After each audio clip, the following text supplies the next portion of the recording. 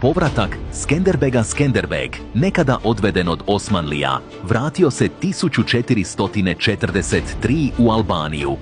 Lažnom sultanskom poveljom preuzeo je tvrđavu Kruja, odbacio je islam, okupio albanske plemiće i započeo borbu za nezavisnost svog naroda.